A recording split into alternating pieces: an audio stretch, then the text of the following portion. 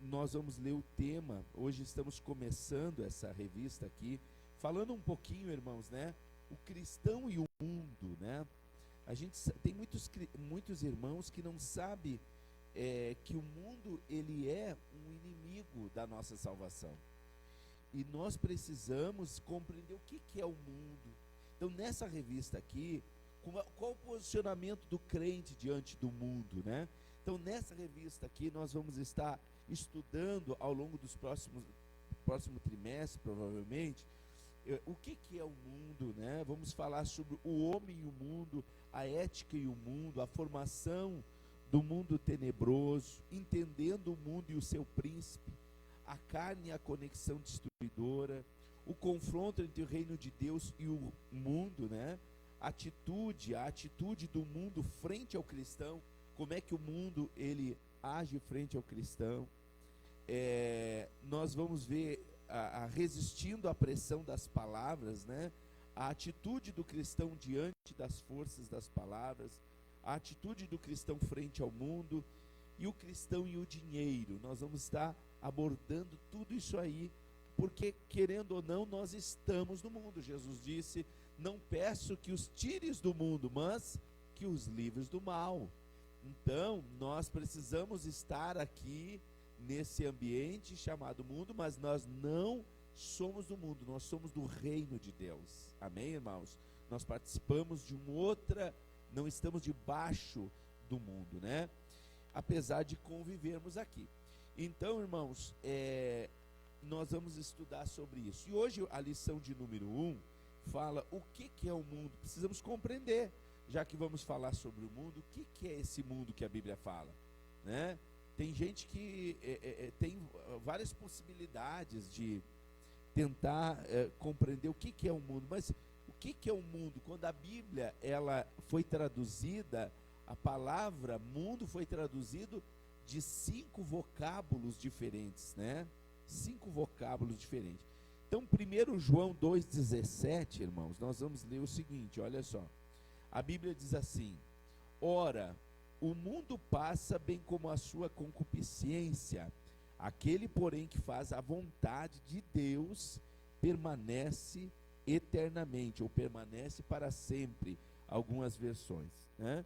Então, ainda na sequência, ali na leitura que podemos fazer referente a isso, nós vamos ler o seguinte: ora, o homem natural, a Bíblia diz lá em 1 Coríntios 2,14, o homem natural não aceita as coisas do Espírito de Deus, porque lhes são loucura, e não pode entendê-las, porque elas se discernem espiritualmente. Amém, irmãos? E Apocalipse capítulo 11, versículo 15 ao 18, a Bíblia vai dizer assim, olha só: o 7º anjo tocou a trombeta, e houve no céu grandes vozes dizendo: o reino do mundo se tornou de nosso Senhor Jesus Cristo, e ele reinará pelos séculos dos séculos. E os 24 anciões que se encontravam sentados no seu trono, diante de Deus, prostraram sobre o seu rosto e adoraram a Deus, dizendo: graças te damos, Senhor Deus Todo-Poderoso, que és e que eras, porque assumiste o teu grande poder e passaste a reinar. Na verdade, as nações se enfureceram. Chegou, porém, a tua ira e o tempo determinado para serem julgados os mortos, para se dar o galardão aos teus servos, os profetas, aos santos e aos que temem o teu nome, tanto aos pequenos quanto aos grandes, e para destruíres os que destroem a terra. Amém, irmãos? Os irmãos podem tomar o seu assento. Então, baseado nesses textos que nós lemos falando sobre o mundo, nós já temos algumas noções, né, daquilo que nós vamos estar falando acerca deste mundo. A Bíblia fala sobre o mundo, né, em várias esferas. Então, irmãos, quando falamos em mundo, muitas ideias podem vir à mente. Mesmo a Bíblia em português apresenta essa palavra em vários significados. Isto ocorre porque esse vocábulo, mundo, realmente pode possuir diversos significados, conforme o contexto em que estiver inserido. No original grego, no entanto, que a Bíblia, o Novo Testamento foi escrito no grego, esses diferentes conceitos não são expressos com a mesma palavra. É usado palavras diferentes, né? Conforme o contexto, os escritores utilizavam palavras gregas específicas que detalhavam mais profundamente o sentido da ideia que estava sendo explanada, né, ou explicada essa palavra. Então, esse vocábulo, essa palavra mundo, portanto, é traduzida para o Novo Testamento original, para o português, a partir de 5 palavras gregas com significados distintos, que nós vamos estudar aqui nessa lição. Então, esses 5 palavras, né, que foram traduzidas para a Bíblia em português como mundo, mas elas têm sentidos diferentes, tá, irmãos? Antes de nós entrar nisso, no contexto de cada significado da palavra mundo, é importante nós termos aqui, isso aqui eu achei uma coisa muito linda o que foi colocado aqui nessa revista, tá? Porque tem muitas pessoas que não sabem isso aqui, e não é qualquer culto, qualquer lugar. Alguns só em cursos teológicos, quando fazem um curso teológico, eles vão ter alguma noção da hermenêutica. O que é hermenêutica? É uma ciência. É uma ciência que estuda a interpretação de textos. Então, a hermenêutica é uma palavra até bonita, usada, né, por muitos, mas muitas pessoas às vezes não sabem qual os princípios. E para que serve a hermenêutica? A hermenêutica serve para a gente realmente extrair do texto aquilo que ele realmente diz. Para que a pessoa, utilizando esses princípios, ela não saia falando ou fazendo afirmações em cima de um texto, que o texto mesmo não está dizendo aquilo que está afirmando. Então, a hermenêutica ela é muito importante, principalmente na questão de afirmar doutrinas bíblicas, né? Então, nós temos na Bíblia, nós temos vários tipos de texto. Nós temos na Bíblia também várias expressões, e muitas das vezes existe um contexto do texto que está sendo imergido naquela palavra, existe o contexto geral da Bíblia. Então, um versículo só, ele não pode contradizer todo o contexto geral da Bíblia. Ele tem que estar, tudo tem que estar harmonizado na Bíblia Sagrada.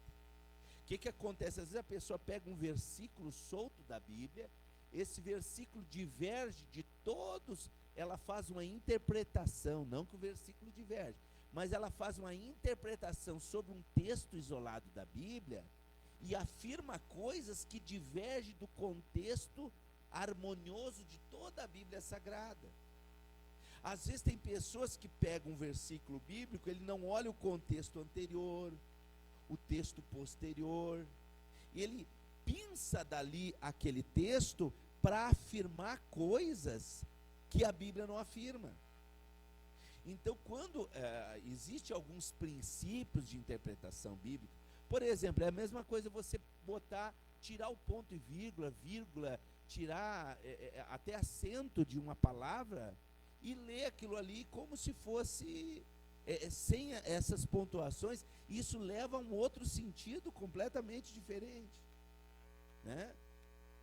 Um exemplo: eleva os meus olhos para os montes olha, se eu não botar a pontuação, eleva os meus olhos para os montes, de onde me virá o socorro. O que eu estou dizendo se eu não botar a pontuação? Eu estou dizendo que o socorro vem do monte. O texto não diz isso. O salmista vai dizer: eleva os meus olhos para os montes, vírgula, de onde me virá o socorro?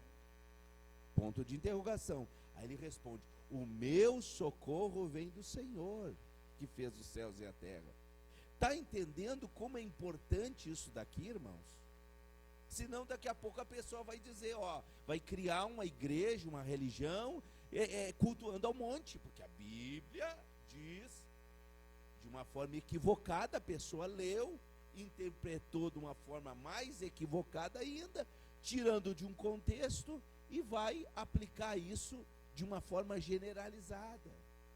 Existe na Bíblia textos históricos que não tem interpretação em cima de texto histórico. É uma narrativa que está contando um fato, um acontecido. Não tem como se criar uma doutrina em cima de um conto histórico. E muitas pessoas, às vezes, acabam fazendo isso. Por quê? Porque muitas vezes não conhecem esses princípios aqui. Por exemplo, quer ver um erro muito comum? A profecia de Paulo ao homem que, quando ele esteve preso, ele profetizou ao carcereiro: crê no Senhor Jesus Cristo e será salvo tu e a tua casa. Tem pessoas que pegam isso e querem aplicar no contexto da salvação. E o que Paulo profetizou aconteceu com o carcereiro.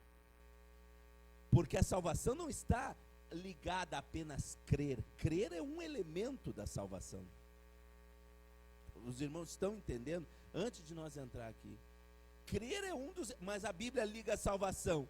Aquele que perseverar até o fim será salvo. A perseverança é um elemento para a salvação. Sem a santificação, ninguém verá a Deus. A santificação é elemento para a salvação. Agora, se eu pegar aquilo ali e eu quiser criar uma doutrina, né? Crer no Senhor Jesus Cristo, apenas isso. O texto não está dando exclusividade. O texto não diz apenas creia no Senhor e você vai ser salvo. Não está dizendo isso.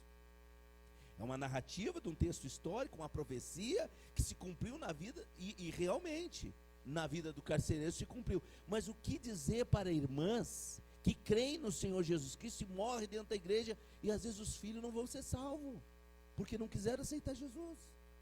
Então nós temos que tomar muito cuidado para não fazermos a afirmação em cima de texto solto que está em desarmonia com o contexto geral das Escrituras. Por isso que é importante a escola bíblica. Por isso que é importante nós estarmos aqui. Um dos maiores investimentos na vida de um cristão é nós estarmos no culto de oração e de escola bíblica. Está entendendo, irmãos? Então, irmãos, aí nós vamos entrar, porque agora requer, e eu achei muito interessante isso, e em poucas revistas de escola bíblica que a gente vê uma pincelada, assim, para que a pessoa venha tomar uma ideia do que é uma interpretação bíblica, né? De o que ela tem que respeitar dentro de um texto que ela queira interpretar, entendeu? Para que ela não venha afirmar o que a Bíblia não afirma, entende, irmãos? E nós temos, não é em vão que nós temos inúmeras igrejas, inúmeras religiões, muitas delas, todas elas, ou a maioria, não vou dizer todas, usam a Bíblia. Mas o que diverge então de uma para outra? É a interpretação de alguém que fez uma interpretação sobre algum texto, que desentoava às vezes de um contexto geral da Bíblia, e por isso ele saiu daquele movimento e abriu um outro movimento, dizendo que aquele lá estava errado, né? Ou assim por diante.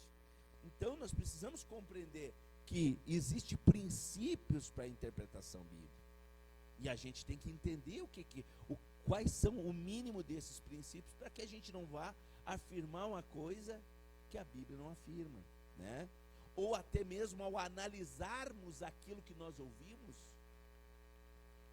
Eu tenho uma mania comigo de ser assim, eu sempre, quando eu ouço uma coisa, eu pego, e todos nós temos uma Bíblia na nossa cabeça, né? Que a gente vai ler, e eu disse assim, mas isso aqui tem base bíblica? Essa é a pergunta que eu faço na minha mente. Essa afirmação tem base bíblica? Eu vou buscar no contexto geral bíblico.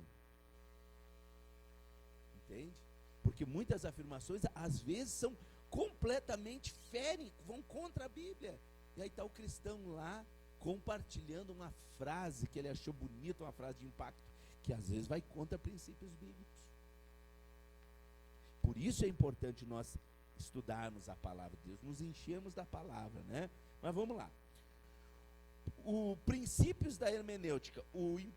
É importante, ao iniciarmos o estudo sobre o mundo, relembrarmos algumas regras básicas de interpretação, também chamada de hermenêutica. Por vezes o estudante erra o entendimento sobre o assunto por não identificar o exato sentido do termo utilizado na Bíblia. É o caso, por exemplo, da palavra vaidade. A palavra vaidade é um exemplo muito nítido, né? Vaidade, que em português tanto pode significar efêmero, aquilo que é passageiro, quanto algo enganoso, aquilo que é pecado. Então, dependendo do contexto que essa palavra ela é empregada. Então, tem muita gente que subestima o pecado da vaidade, porque ele se apega a textos que a vaidade se encontra no sentido de passageiro, efêmero. E aí a pessoa diz assim: diz o pregador, vaidade é vaidade, diz o pregador, tudo é vaidade. Aquela vaidade ali, aquela palavra que inclusive no original é diferente uma da outra, distinta uma da outra, não é a mesma, que nem no português. Aquela palavra fala daquilo que as coisas da vida aqui, tudo passa, tudo é passageiro, é efêmero. Ali não está falando de vaidade como pecado, mas tem na Bíblia a vaidade também como pecado. Então a pessoa subestima o pecado, tomando um texto que foi traduzido por português como vaidade, mas no original é outro texto diferente, e para a pessoa subestimar isso, o que é? Isso é um erro na parte da interpretação bíblica.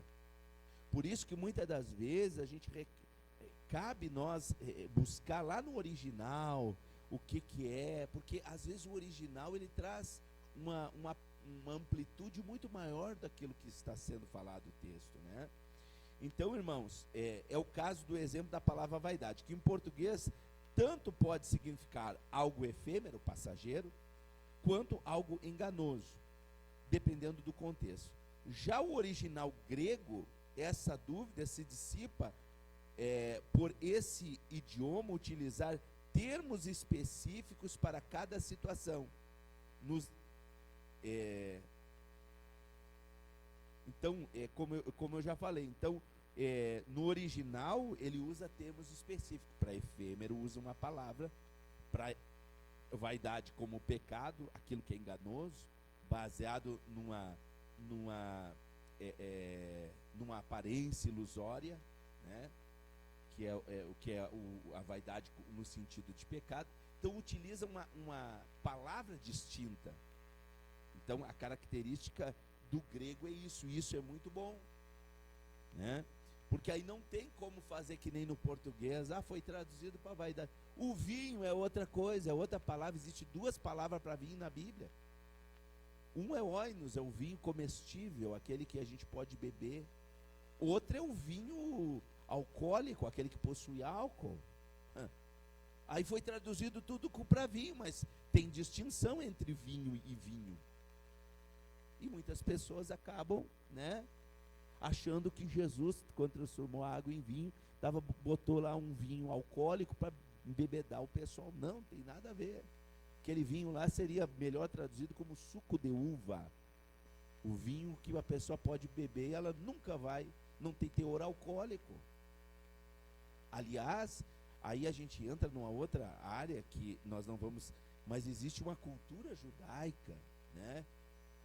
O Flávio Joséfo foi um historiador que andou junto com Paulo, na época de Paulo, do apóstolo Paulo, e é um dos maiores historiadores da cultura judaica.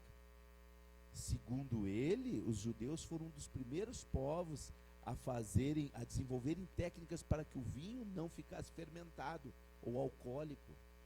Existem relatos, papiros daquela época, porque na cultura judaica era ofensivo você chegar na casa de alguém e ele te oferecer um vinho alcoólico, fermentado. Eles não faziam isso. Era a cultura do povo judaico. E um historiador que andou na época de Paulo, ele conviveu naquela época ali. Então, irmãos, por isso que é importante nós entendermos algumas coisas, para a gente poder se aprofundar. E escola bíblica é isso que é importante, né? Mas vamos lá, vamos adiante.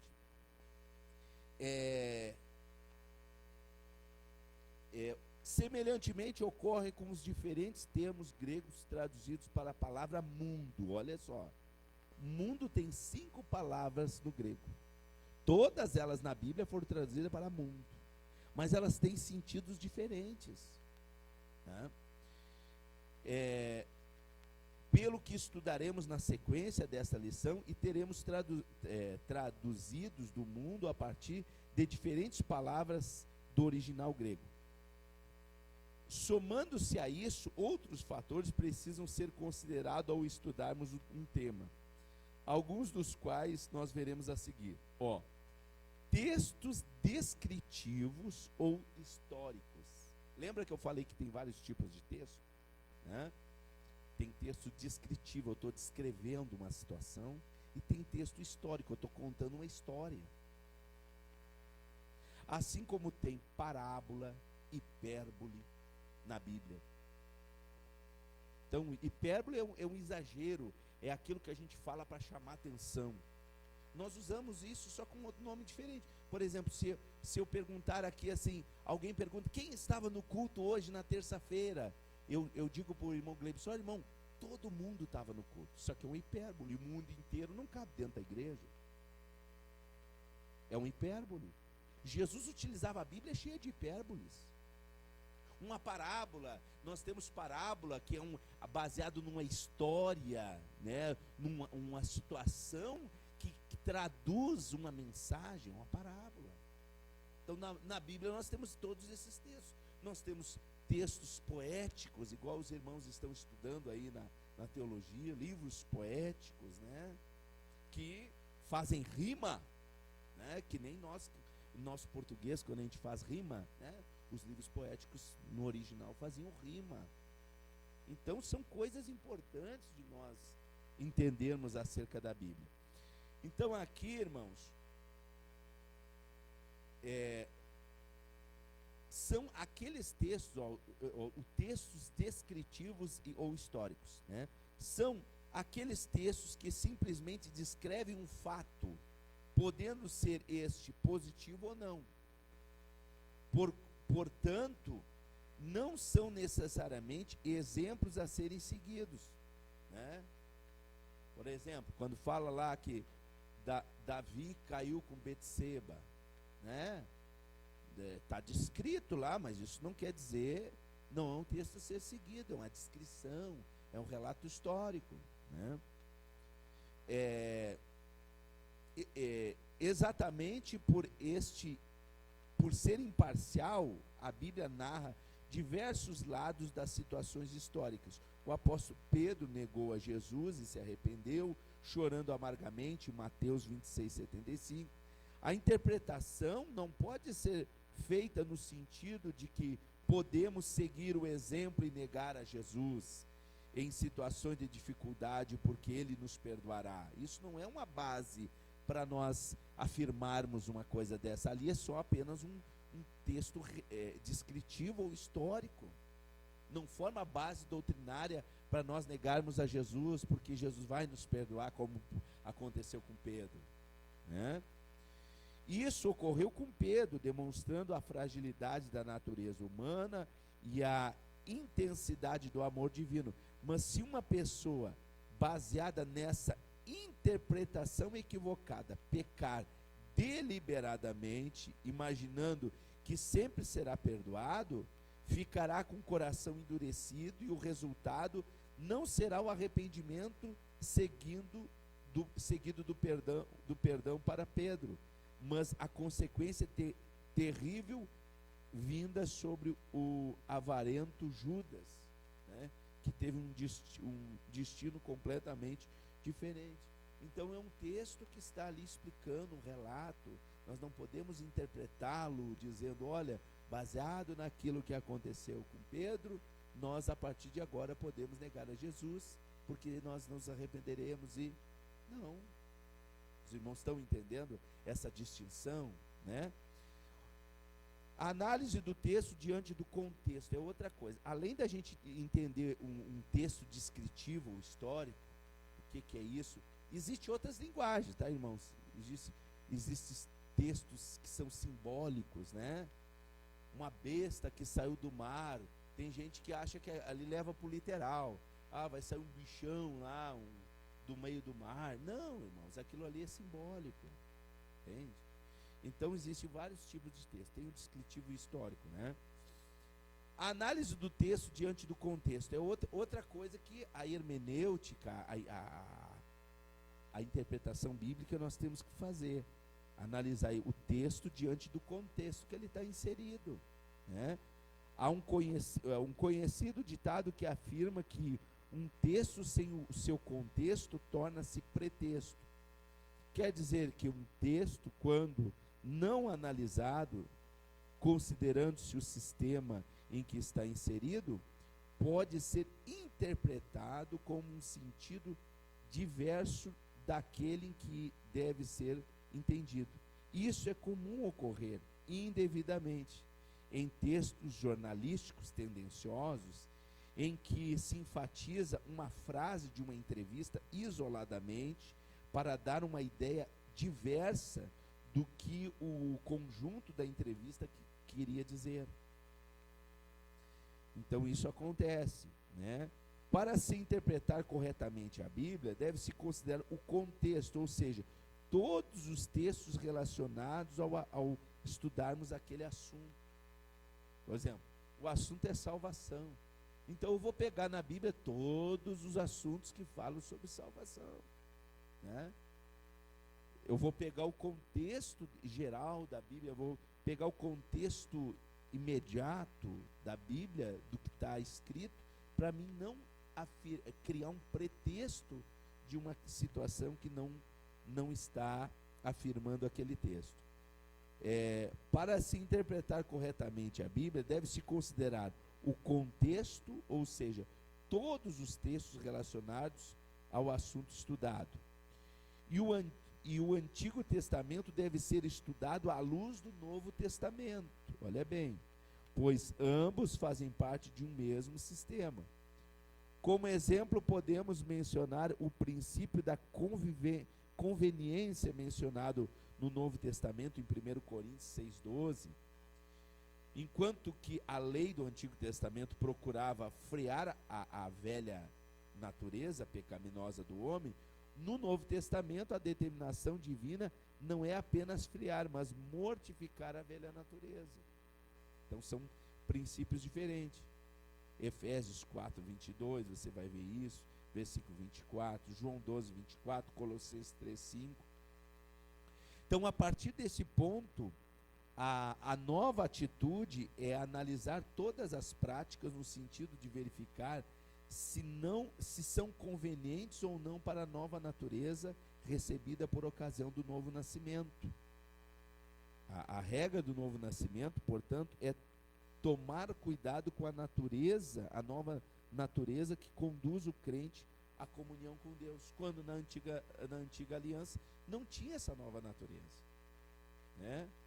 A única coisa era tentar frear a carne, né, que só tinha a natureza adâmica, através dos preceitos bíblicos, o que foi impossível, né? Então, isso é analisar o antigo com o novo junto, entendeu, irmãos? Comparar, né, o Antigo Testamento com o Novo Testamento.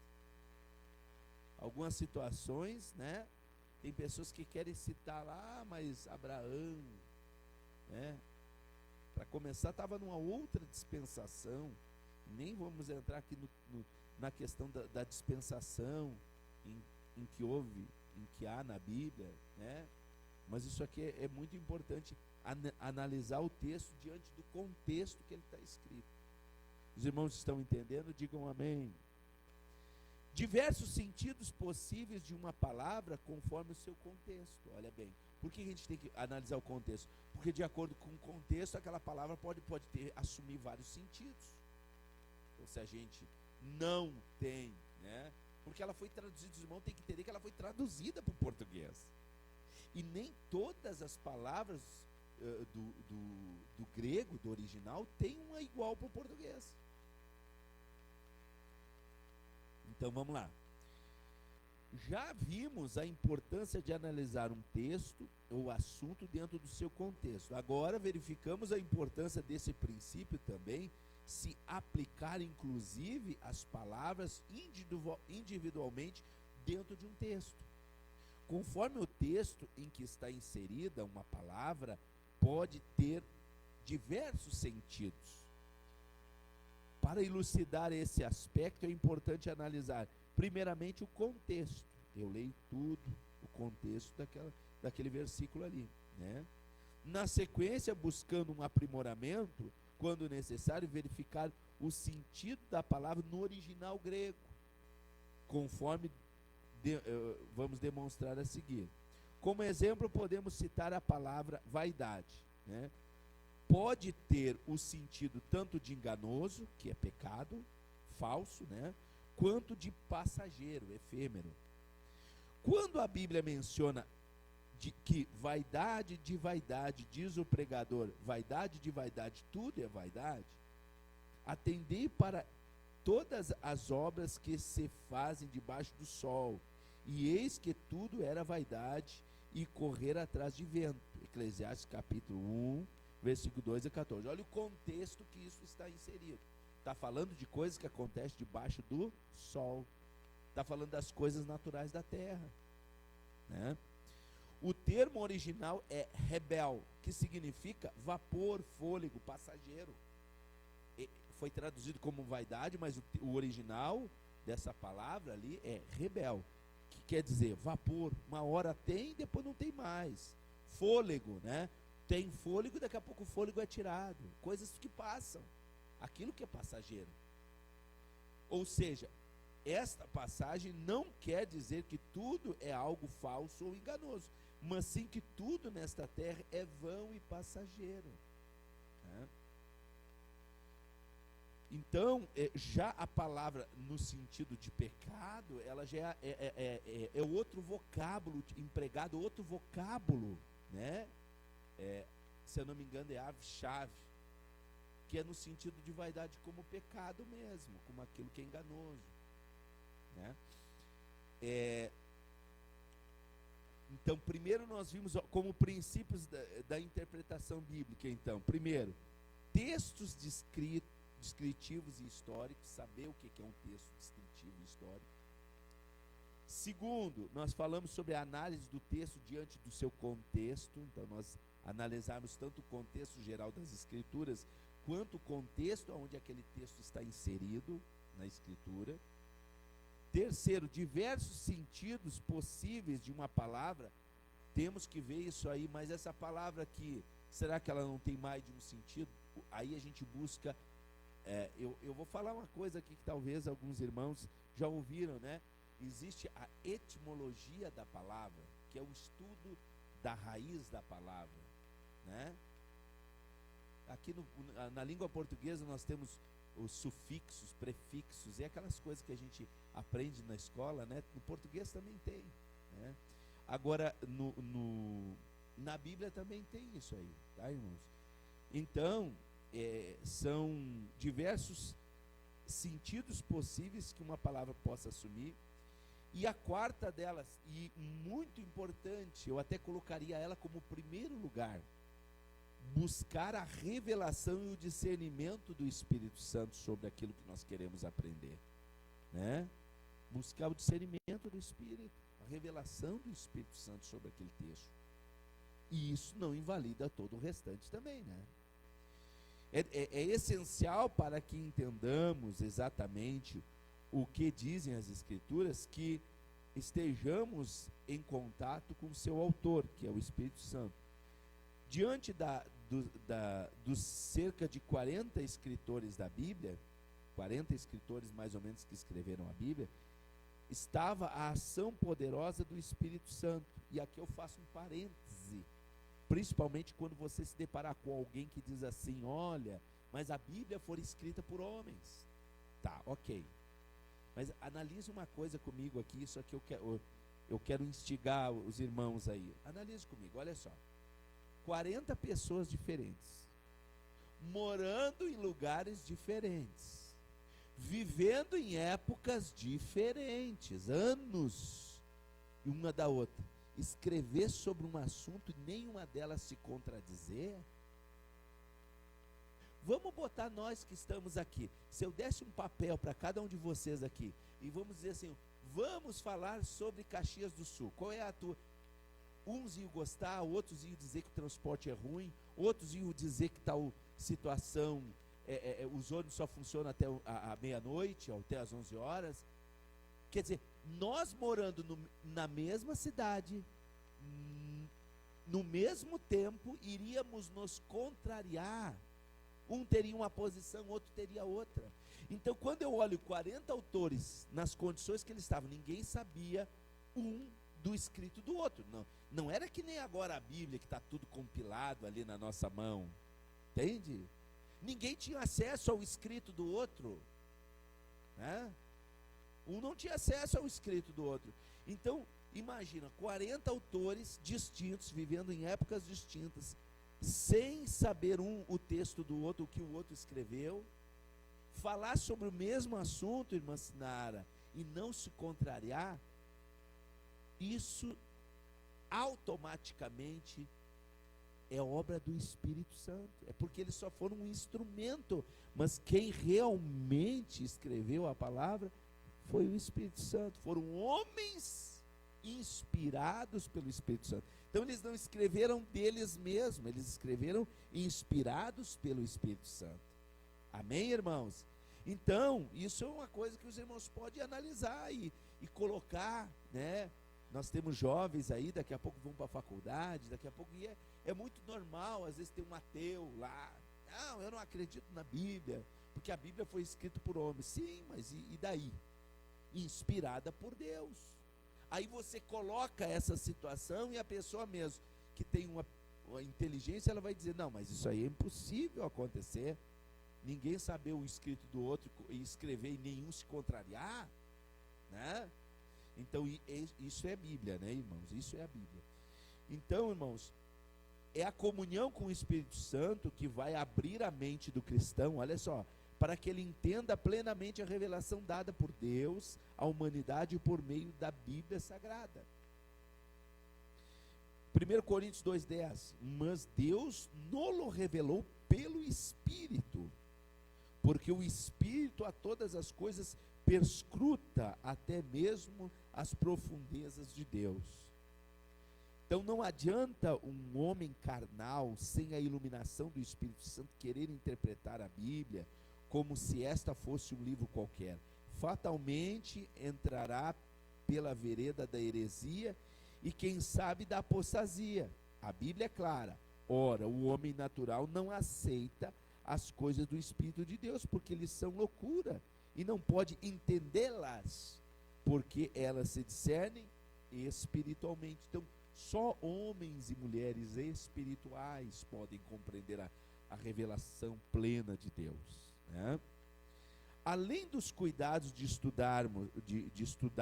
estudados na hermenêutica, dos quais destacamos os principais nos tópicos anteriores, é essencial que a pessoa que realmente deseja conhecer as Escrituras tenha uma vida de oração, jejum e sinceridade com Deus no estudo da sua palavra. Amém, irmãos? E só para não ficar em aberto, algumas pessoas podem pensar assim, poxa, mas um texto do Antigo Testamento eu não posso pregar pelo fato de estar no Antigo Testamento? Não. A hermenêutica não diz isso. Você pode.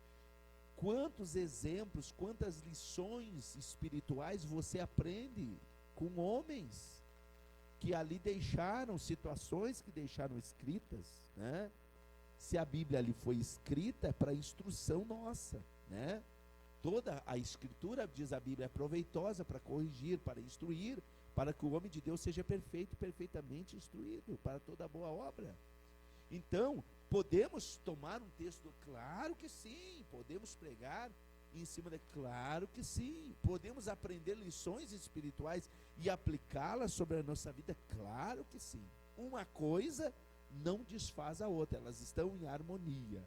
Amém, irmãos? Os irmãos estão entendendo aí? Amém? Né? Para não ficar nenhum tipo de dúvida.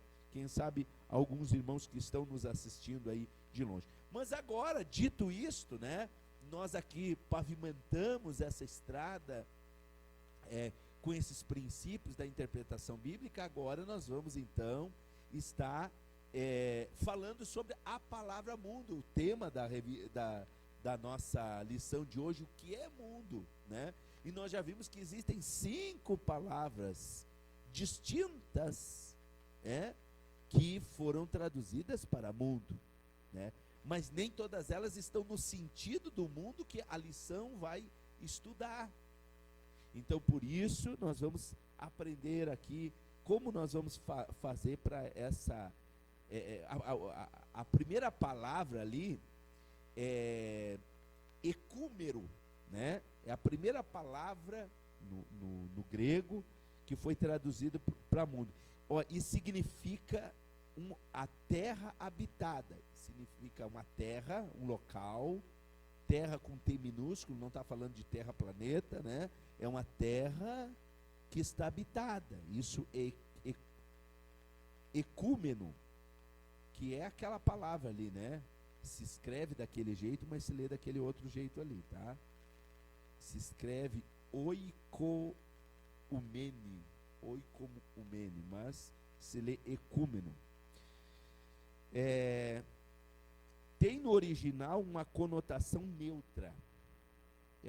É terra. É mundo no sentido de terra, né? Um território. Com o sentido de totalidade da terra habitada, habitantes da terra, às vezes utiliza para descrever aos habitantes da terra, usa a palavra ecúmeno.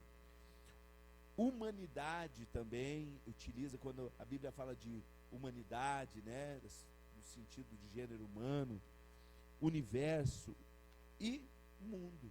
Então, esse é o sentido, o primeiro sentido da palavra ecúmeno, né? Vejamos alguns exemplos a seguir. Antes do fim, o evangelho será pregado a toda a terra. Aqui é a humanidade, no sentido de todas as pessoas. E será, ali em Mateus 24:14, será pregado este evangelho do reino, né? Evangelho do reino, por todo o mundo. Foi traduzido para mundo ali, viu? Para testemunho de todas as nações. Então virá o fim. E tem gente que diz que o fim é o arrebatamento da igreja. Aqui tem gente, não, mas antes de Jesus vir, o evangelho vai ter que ser pregado a todo mundo, senão Jesus não pode vir. Isso aqui, o arrebatamento da igreja não é o fim. A Bíblia diz, depois virá o fim. O arrebatamento da igreja não é o fim. Não vai ter o milênio depois do arrebatamento da igreja? Não vai ter muita coisa ainda aí? Então, utilizar esse... por isso que é importante, utilizar esse... Eu já vi muitas pessoas dizendo, mas esse evangelho... Diz o evangelho do reino. Está falando que no milênio vai ser pregado o evangelho do reino, e ele vai ser pregado em todo aquele período de 1000 anos, e depois virá o fim. Depois do milênio, sim, vai vir o fim. O arrebatamento não é o fim. Os irmãos estão entendendo, irmãos? Estão entendendo? Então, muitas pessoas pegavam esse Mateus 14 aí para dizer, para botar um impedimento para Jesus vir. Não, Jesus não veio porque tem lá um país lá que ainda não ouviu o evangelho. Isso é um engano. Está falando aqui, não é do nosso evangelho, é o evangelho do reino. O evangelho do reino vai ser pregado durante o milênio. E o arrebatamento não é o fim. Então, não pode ser aplicado nesse sentido, né? Outra coisa, ao tentar Jesus, o diabo ofereceu-lhe todos os reinos que estavam sobre a terra. Aqui também foi traduzido como mundo. Usa a palavra ecúmeno, né? No sentido, olha só, o sentido dessa palavra é neutro. Então, totalizando a terra habitada, habitantes da terra, humanidade, universo, mundo, né? E ali diz, elevando, mostrou-lhe no momento todos os reinos do mundo, em Lucas capítulo 4, versículo 5. Esse mundo aqui é ecúmeno, nesse sentido que nós lemos aqui, tá? Estava mostrando ali as riquezas do mundo, as coisas aqui da terra. Chegará o tempo em que os homens desmaiarão de terror pela expectativa das coisas que acontecerão à terra, ou essa terra aqui, tanto à natureza quanto aos seres humanos. Lucas 21, 26, né? Haverá homens que desmaiarão de terror pela expectativa de coisas que sobrevirão ao mundo. Também usa essa palavra aqui no sentido de humanidade, de pessoas que habitam na terra. A letra D ali, mensagem divina se faz ouvir por toda a terra até aos seus pontos mais distantes. Mas pergunto, porventura não ouviram? Sim, por certo, por toda a terra se fez ouvir a sua voz e as suas palavras até os confins do mundo. Esse mundo também usa a palavra ecúmeno, né? Letra E ali, haverá um momento de provação que sobrevirá sobre todas as pessoas que estão sobre a terra. Apocalipse 3:10. Porque guardaste a minha palavra, a palavra da minha perseverança, também eu te guardarei da hora da provação que há de vir sobre o mundo inteiro. Esse mundo aqui é ecúmeno, para experimentar os que habitam sobre a terra. Apocalipse capítulo 3, versículo 10. Letra F ali, o diabo é sedutor de todas as pessoas da terra. Usa também a palavra mundo, mas no sentido de pessoas, tá? Apocalipse 12, 9. E foi expulso o grande dragão, a antiga serpente, que se chama Diabo e Satanás, e seduziu o sedutor de todo o mundo. Aqui no mesmo sentido das pessoas da terra. Neste caso, é interessante ressaltar que o diabo é o sedutor de todo o mundo, né? Ecúmeno, ou seja, todas as pessoas. E ele usa o mundo num outro sentido, como veremos adiante, no sentido do cosmos, como um sistema administrado por ele, que é diferente, né? Ele usa desse sistema para colocar em prática essa ação sobre as pessoas. Os irmãos estão entendendo aí? Estamos falando sobre o que é o mundo, né? O que a Bíblia fala sobre o mundo. Então nós estamos vendo que a primeira palavra se refere à totalidade da terra, no sentido de habitantes da terra, de humanidade, de universo. É uma palavra neutra, mas que significa isso aí, tá? Aí nós temos a segunda tradução da Bíblia, que no original usa o termo ptices ali. Esse termo é usado numa única vez em Marcos 13, 19 e tem a conotação de criação. Quando fala do mundo, no sentido da criação, é usado uma vez só em Marcos 13, 19, que diz assim: porque aqueles dias serão de tamanha tribulação que nunca houve desde o princípio do mundo, ou desde o princípio da criação, desde quando Deus criou, não houve. Está falando aqui do que da grande tribulação que vai vir após o arrebatamento da igreja. Mas aqui é a palavra ptices, que quer dizer criação. Foi traduzida como mundo, mas o significado dela é a criação. Por isso, as versões mais literais, como a Bíblia, tradução brasileira, publicada em 1917, e a versão revista e corrigida a traduzem como criação, porque aqueles dias haverá uma aflição tal que nunca houve desde o princípio da criação, que Deus criou até agora, nem jamais haverá. A atualizada revista e corrigida usa esta linguagem, já usa a palavra no português correto, palavra correta, não usou a transliteração para o português como mundo, tá? Terceira, meus irmãos, terceira palavra que nós encontramos para mundo na Bíblia é bioticos, né? A expressão assume um aspecto reprovável quando apresenta a conotação de afazeres da vida, em posição aos cuidados com a vida terrena, em oposição. Aponta assim a mesma ideia das palavras aion e cosmos, que nós vamos ver a seguir. Vemos exemplos da aplicação dessa palavra a seguir. Então essa palavra aqui, ela fala dos afazeres da vida, das coisas da vida no sentido negativo da palavra, podemos dizer assim, né? Quando em comparação uma coisa com o reino de Deus e com os afazeres da vida, ela se contrapõe aos afazeres às coisas de Deus. Então essa palavra, ela é traduzida como mundo também, mas significa isso.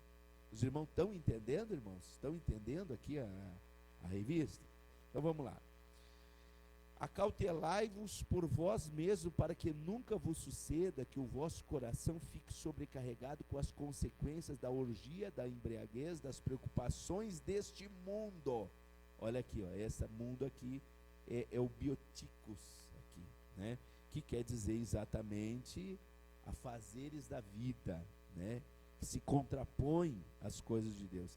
E para que aquele dia não venha sobre vós repentinamente como um laço. Lucas 21:34 é um exemplo. Outro exemplo que é aplicado a essa palavra é em 1 Coríntios 6:3 e 4, que diz assim: não sabeis que havemos de julgar os anjos, os próprios anjos, quanto mais as coisas desta vida. Entretanto, vós, quando tendes a julgar negócios terrenos, constituís um tribunal daqueles que não têm nenhuma aceitação na igreja.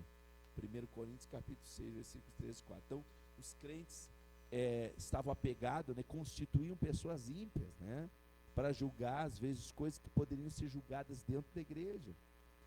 Porque o conceito de julgar, irmãos, é uma coisa, a Bíblia manda nós julgar. Mas manda, pastor, manda. A Bíblia diz: julgai segundo a reta justiça. Então, existe, não vamos julgar, isso aí é totalmente fora do contexto bíblico. A Bíblia diz que nós homens, nós servos de Deus, vamos julgar os anjos. Deus nos deu autoridade para nós julgar os anjos, claro, os anjos decaídos. A igreja de Cristo não vai estar lá no juízo final, não vai estar lá, vai estar lá julgando os anjos, né? Então, a questão é que na medida que nós julgar, nós seremos julgados. Entendeu? Então, por isso que é importante a gente ver o contexto da Bíblia quando a gente fala sobre uma coisa. Para a gente não sair, às vezes, falando coisa que a Bíblia não diz. Né? A gente não pode julgar a coisa assim, sem ter a profundidade do assunto.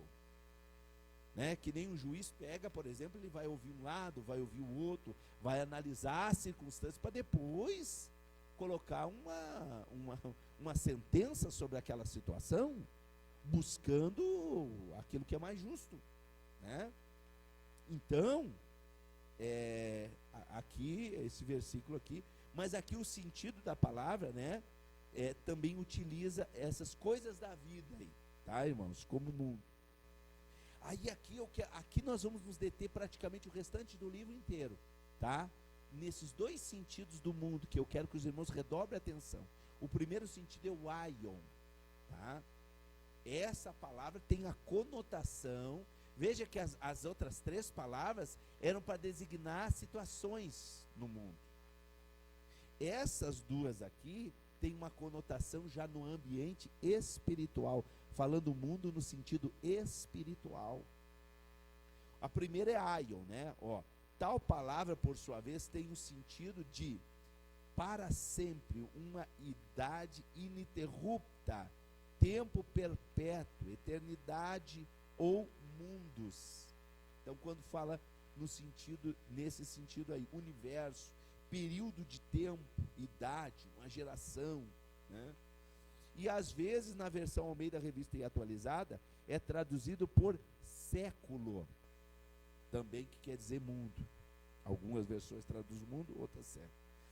Além de ter um sentido neutro, ela assume um sentido negativo, significando a era atual de domínio de Satanás por trás do homem, em contraposição à era vindoura, né? Por isso eu disse que é muito importante a gente entender, quando a Bíblia fala do mundo, e esse mundo for o Aion, ela assume também essa posição desse domínio do tempo de agora, domínio do mundo, no sentido de Satanás dominando os tempos, né? Dominando o sistema dos homens, né? Então, que se contrapõe à era vindoura, que é sobre o domínio de Deus. Nesse sentido, ela assume o mesmo significado da palavra cosmos, nesse último sentido. E esse é o sentido teológico da palavra mundo, tá? Vemos exemplos da aplicação desta palavra em Mateus 12:32. Mateus, ali tem mais de 10 versículos bíblicos ali que aplica essa palavra aion, no sentido de tempo perpétuo, né? De eternidade, de mundos, de universo, né? Período de tempo, toda usa a palavra aion, né? E temos o mundo também no sentido cosmos, né? A palavra cosmos pode ter vários significados, a saber, olha só, uma organização ou uma constituição apta e harmoniosa, uma ordem, um governo, um ornamento, uma decoração, um adorno. Isto é, o arranjo das estrelas, as hostes celestiais, como ornamento nos céus, em 1 Pedro 3,3, né? Mundo, universo e círculo da terra, a terra dos habitantes da terra, homens, a família humana, a multidão incrédula, a massa inteira de homens alienados de Deus, tudo isso é cosmos, ó.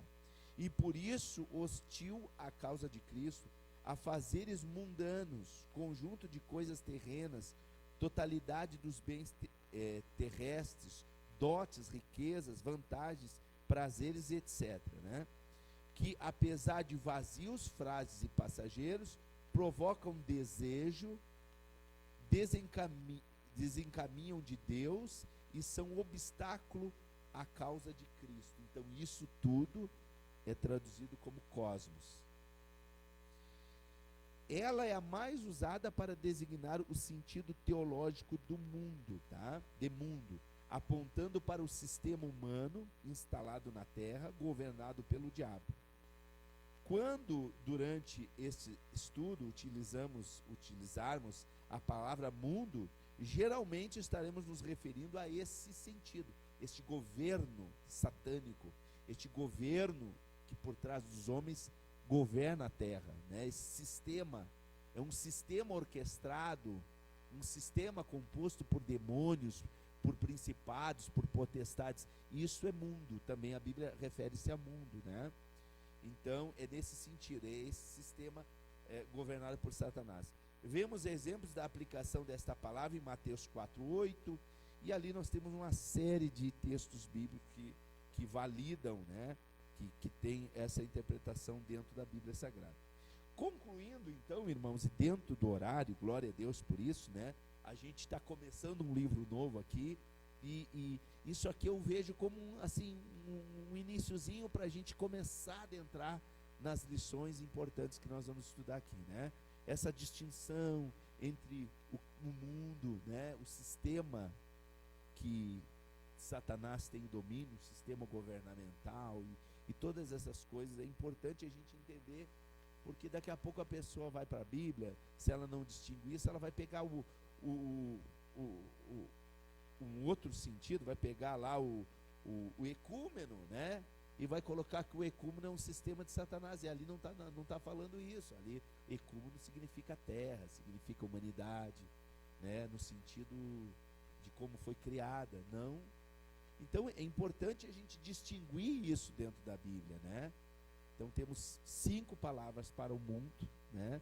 Cada uma delas tem um sentido específico, tem uma no sentido de criação, né? Temos para cada uma tradução, uma palavra distinta. Então, sempre quando você vê mundo na Bíblia, você lembra, mas vamos aprofundar aqui, vamos ver a que palavra é essa que se refere ao mundo, né? Se é aos afazeres da vida, né? Se é o quê? Né? Ao sistema, ao cosmos, ao sistema dominado por Satanás, humano, mas corrompido e dominado. Qual o mundo aqui que nós estamos lendo? Isso é uma coisa que, quando a gente estuda a palavra de Deus, depois de conhecer, a gente vai, quando lê a Bíblia, vai lembrar disso aqui, né? Amém, irmãos? Então, concluindo aqui, no decorrer deste livro, estudaremos o impacto do mundo na vida do cristão e como deve ser a posição desse cristão em relação ao mundo. Na próxima lição ainda aprofundaremos o conceito amplo de mundo, incluindo a natureza humana criada por Deus. Nas lições seguintes, no entanto, o enfoque do termo mundo será cosmos, ou seja, o sistema humano instalado na Terra, governado pelo diabo. É esse sistema que se move contra Deus e contra a igreja, e contra o qual precisamos estar continuamente vigilantes e preparados para sobre ele triunfarmos. Quantos podem dar um amém por isso? Quantos querem vencer o mundo aí da glória a Deus, né? Então, irmãos, hoje, né, vamos parar por aqui, né?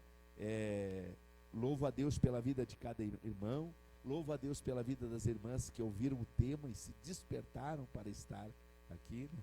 Eu nunca me esqueço que a irmã Sinara, ela veio para a igreja através das escolas bíblicas da irmã Sinara. Ela começou a ouvir ali na rádio, tinha um desejo de conhecer mais, e ela começou a vir. Aí logo em seguida veio o seu esposo e por aí vai, né? Coisa boa, né, irmãos? E a gente fica feliz ao... Amém, glória. É verdade, é verdade. Lá de Porto Alegre, né?